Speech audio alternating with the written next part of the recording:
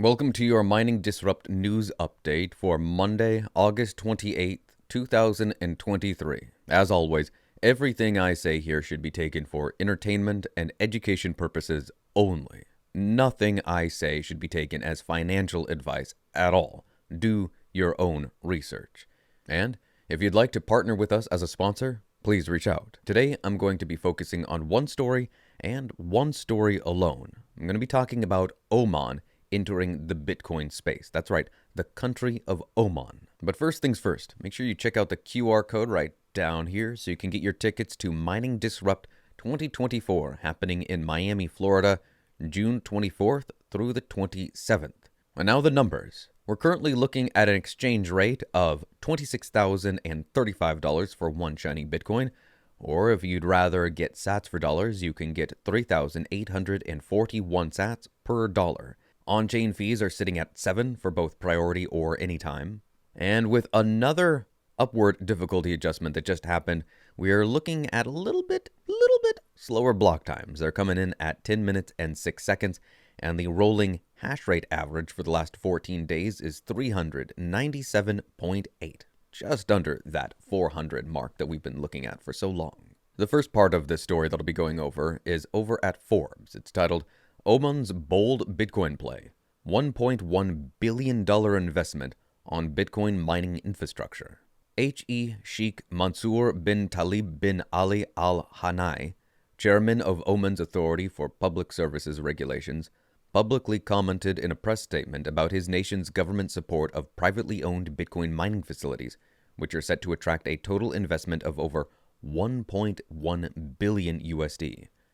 This initiative aligns with our goals to diversify our economy, integrating modern technologies while upholding our commitment to ethical and sustainable practices.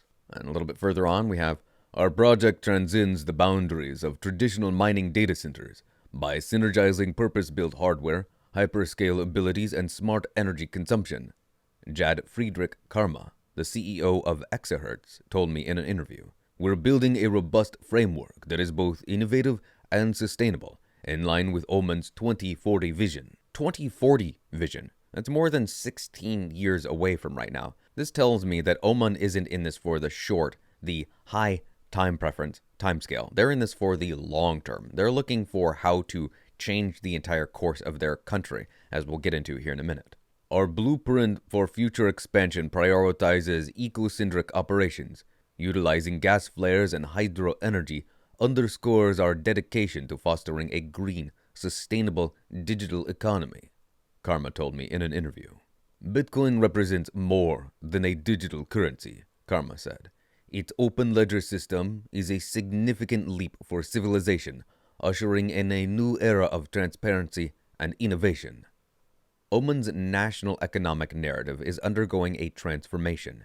As the desert winds continue to narrate tales of its rich past, the hum of the newly built Bitcoin mining facilities indicates a future filled with promise of prosperity for the nation and digital transformation. Through this harmonious blend of tradition and innovation, Oman is poised to etch its mark on the global digital map, mining not just the oil beneath its sands, but also the digital gold of our times.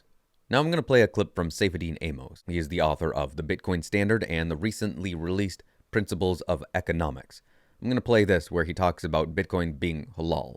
Bitcoin is cows. Bitcoin is halal. Bitcoin has no riba.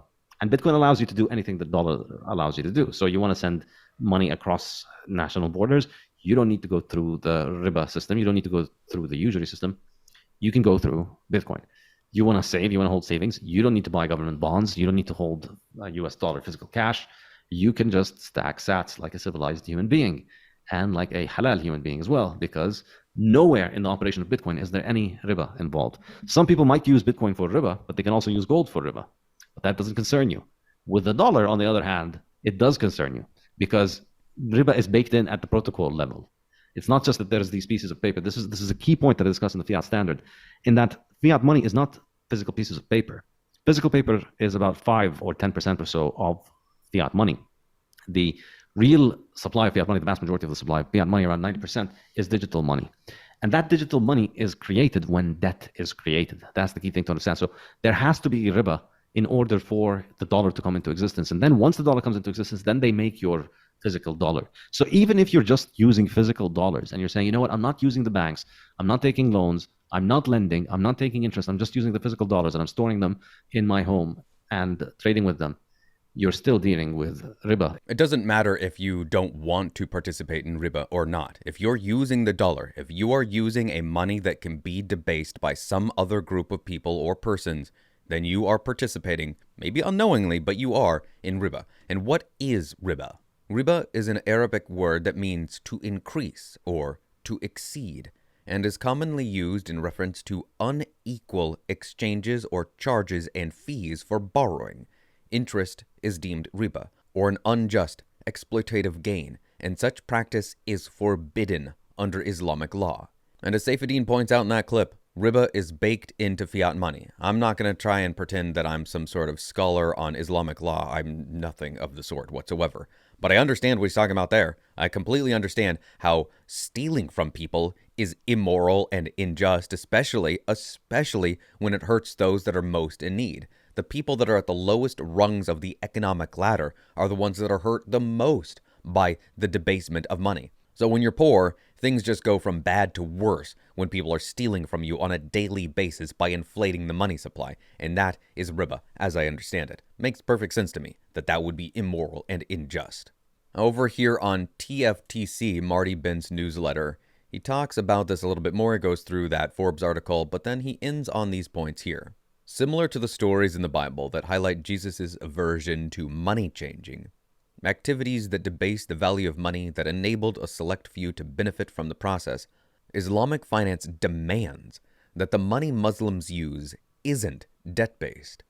By acknowledging that Bitcoin is Sharia compliant, the Omani government is sending a signal that will force more people to research why this is and why the incumbent fiat system is so corrupt.